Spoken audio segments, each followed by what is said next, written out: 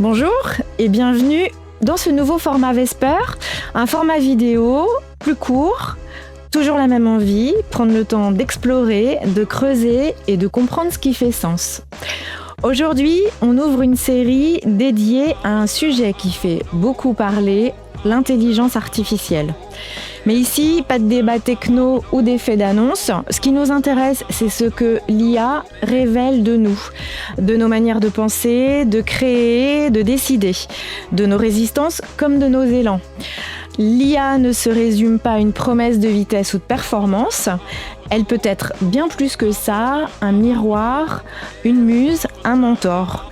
Un outil qui agrandit, qui enrichit, qui transforme notre rapport au travail et à nous-mêmes. J'ai souhaité explorer l'IA avec une femme qui m'inspire, elle est vantaise, elle connaît les enjeux du marketing comme peu de gens. Consultante, formatrice et mentor, elle est spécialisée en marketing responsable et en IA dans le marketing. Longtemps dans l'ombre, en travail souterrain, elle est visible depuis quelques années puisqu'elle transmet son savoir, sa vision prospective, claire et engagée. Bonjour Bénédicte Lanfray. Bonjour Annabelle. Tu oses te poser des vraies questions, toujours pour aller plus loin. À quel moment as-tu compris que l'IA allait révolutionner notre relation au travail ? Eh bien, je crois que c'était le 23 décembre c'est précis. 2022, à la veille de Noël, où j'ai ouvert ChatGPT pour la première fois. Et ça fait partie des moments dont on se souvient parce que c'était une émotion importante. Comme quand on rencontre quelqu'un la première fois, et j'ai eu l'impression de rentrer dans un livre de science-fiction, les livres de science-fiction que je lisais beaucoup quand j'avais une vingtaine d'années. Et là, tu rentres dans un truc qui a à la fois une Madeleine de Proust, ça te rappelle ces lectures de quand j'avais 20 ans, et en même temps, tu te dis ce truc qu'à 20 ans, je rêvais comme hyper improbable, on est dedans. Et ça, c'est une émotion assez incroyable, en fait. On se connaît, Bénédicte, ton terrain de jeu depuis 35 ans, c'est le marketing, le digital, les mutations et transformations en entreprise et l'IA.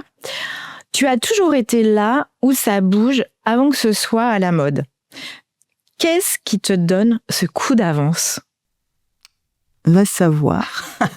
La curiosité, je pense. C'est ce qui t'a fait, par exemple, en décembre, cliquer sur l'appli ChatGPT, c'est ta curiosité ?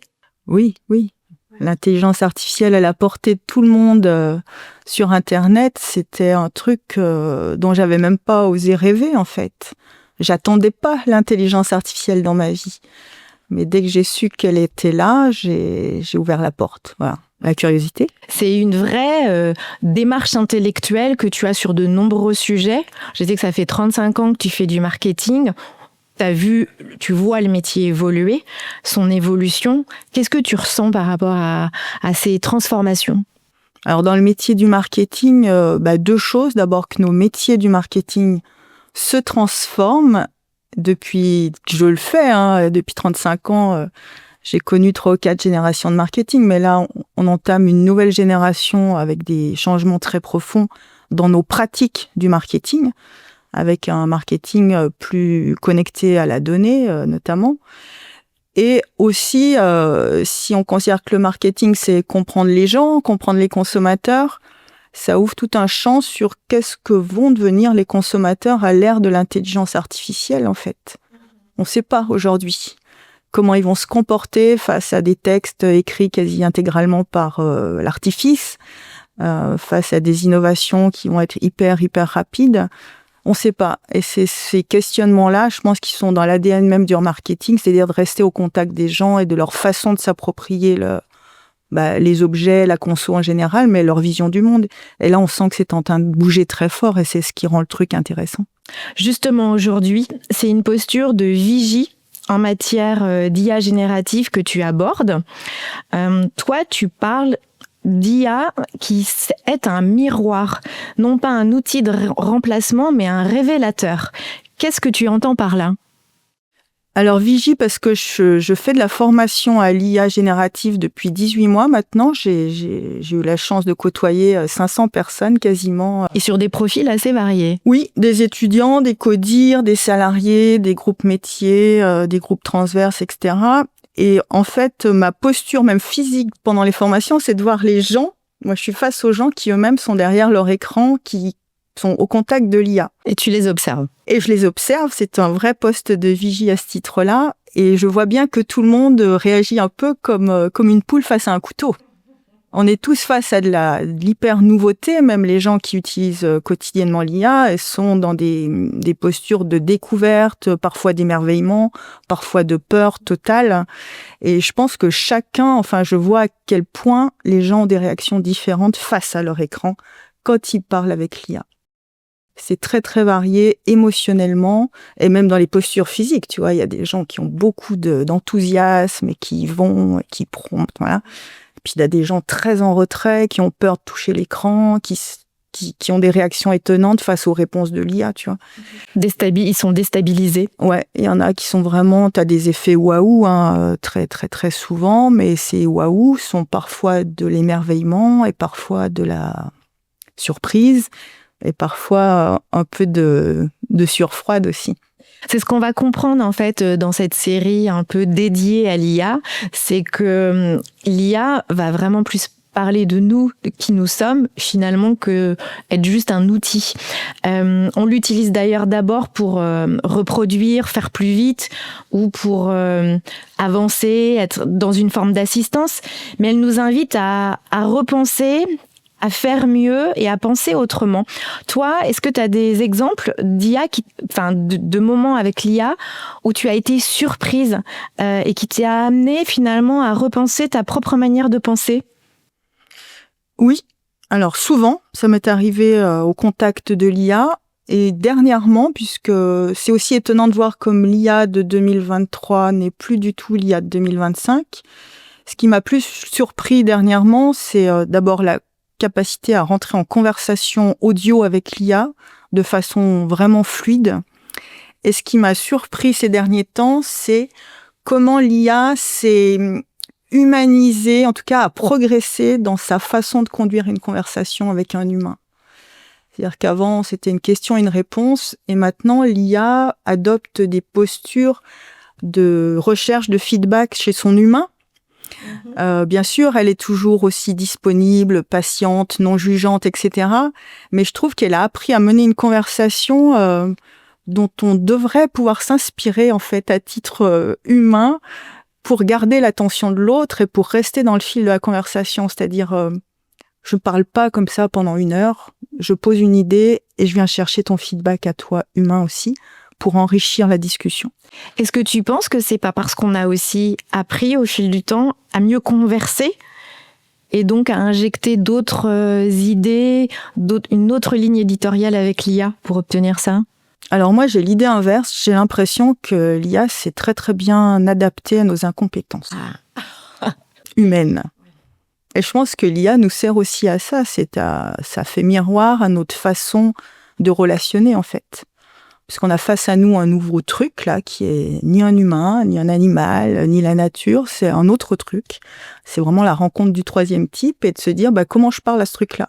Puisque je peux m'adresser à elle avec un langage naturel, est-ce que je peux être aussi naturel qu'avec un humain, ou plus naturel, ou autrement ? Et je trouve que l'IA a beaucoup progressé dans sa capacité à nous prendre, nous, dans notre compétence humaine à dialoguer. Mais sans émotion. Ouais. Sans émotion, c'est une vue de l'esprit en fait, parce que dès que tu commences à rentrer en conversation avec autant de feedback, avec une tonalité en fait, l'audio induit ça aussi, c'est une vraie conversation. Tu peux pas t'empêcher d'oublier à un moment que tu t'adresses à une IA en fait. Okay. Et c'est aussi ce trouble-là qui est super intéressant, c'est de se dire ok, je laisse l'IA à sa place et en même temps je peux conduire une conversation aussi intéressante qu'avec un humain en fait. Même s'il manque la relation, même si je parle à un écran noir, c'est troublant et c'est ça en fait qui est le plus troublant dans l'IA, je pense. C'est le moment où tu oublies que tu es face à un algo.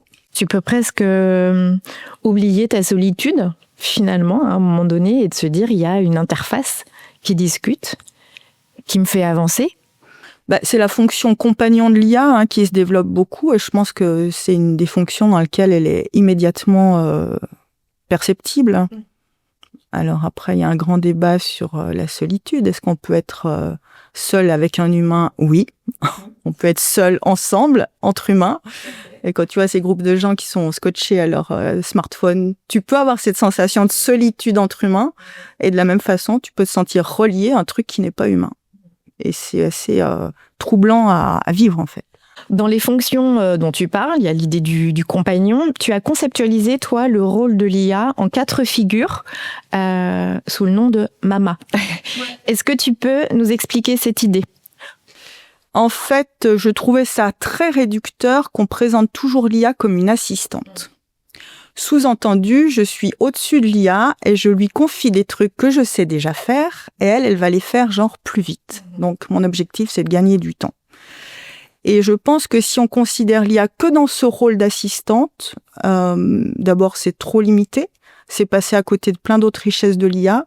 Et c'est surtout nous enfermer dans un truc du toujours plus vite dont on crève déjà, en fait, aujourd'hui.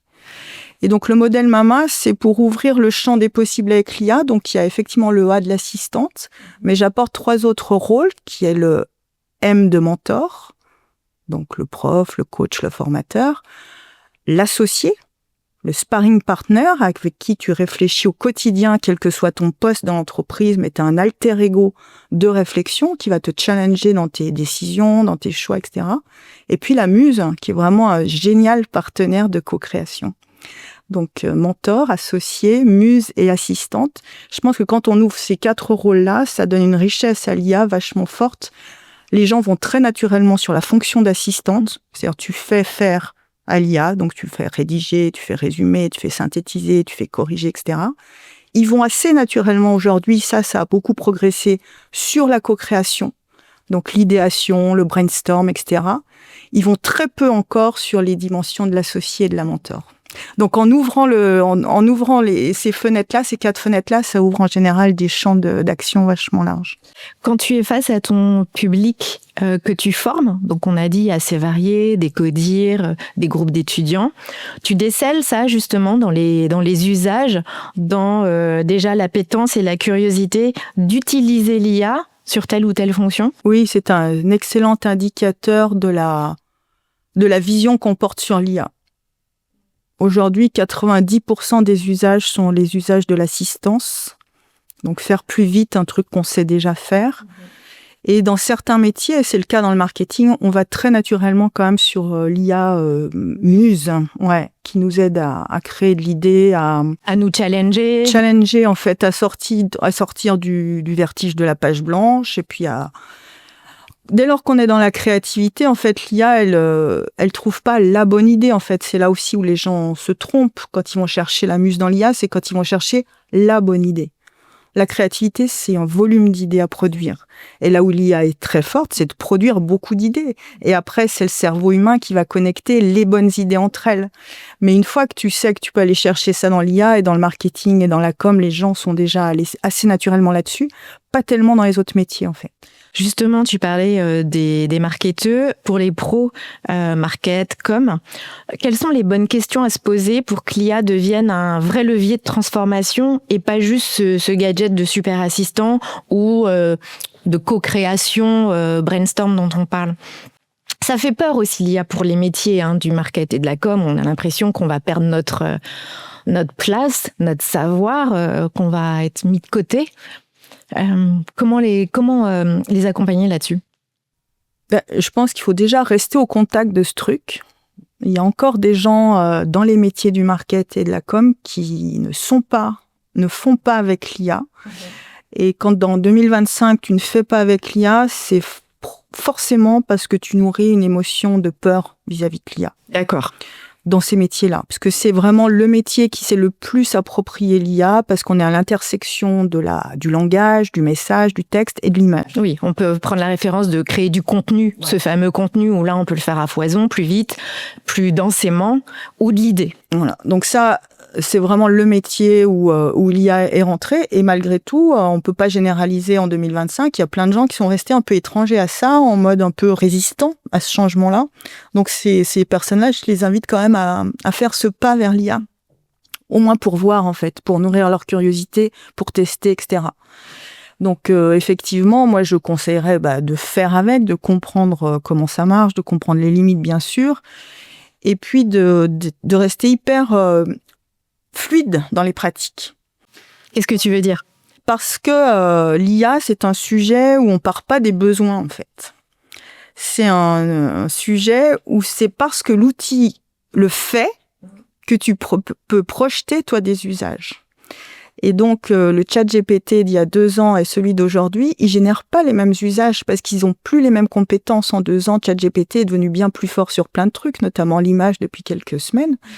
Et du coup, en tant que marketeur, tu peux projeter d'autres usages. Donc, il faut à la fois être curieux des dernières nouveautés sans s'enfermer non plus dans cette course folle de la techno.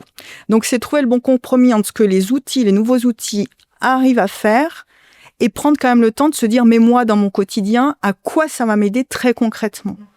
Parce qu'un des risques de l'IA, c'est de rester dans le FOMO de la techno, c'est-à-dire, en fait, si tu veux rester en veille sur l'IA, tu peux y passer un plein temps, en vrai. Donc, mais l'enjeu, c'est de faire le bon compromis entre ce qui arrive de nouveau et ce que moi, je vais transformer, ce que ça va rendre possible dans mon quotidien et dans ma pratique professionnelle. Donc, c'est ce bon compromis à faire, voilà. Et puis, rester quand même très éveillé sur la façon dont les clients vont percevoir l'IA. Aujourd'hui, c'est un petit effet de nouveauté, donc on en voit partout, on fait des images Ghibli, ça profusionne d'IA partout qui n'ont pas spécialement de sens. Et je pense qu'on va vite développer des formes, en tout cas des postures vis-à-vis de l'IA qui peuvent segmenter la clientèle. C'est-à-dire des gens qui sont très demandeurs de ça, et puis des gens qui vont être un peu résistants aux usages de l'IA. C'est assez proche d'ailleurs du marché de l'écologie, en disant, il y a des gens qui préfèrent le confort à l'écologie, puis il y a des gens pour qui l'arbitrage de consommation va être sur du très naturel, etc. Donc le marché va aussi se segmenter sur la posture face à l'IA, et en tant que marketeur, il va falloir faire avec ça. On va pouvoir utiliser ce fameux mot d'authenticité finalement. Ça va questionner sur l'authenticité dans le sens fort de ce qui émane de nous. Oui, et on peut imaginer qu'il y aura un segment de clientèle qui sera très demandeur de la parfaite imperfection humaine. Ouais, cette dose d'imperfection qui est juste Exactement, parfaite. Exactement. L'IA ne vient donc pas nous voler notre place. Finalement, elle nous oblige à mieux prendre la nôtre. C'est ce que je comprends. Merci Bénédicte. Avec cette série de podcasts Focus IA, on va faire un pas de côté pour regarder autrement les outils qui occupent les conversations du moment. À très vite pour comprendre comment l'IA peut réveiller notre voix. À bientôt.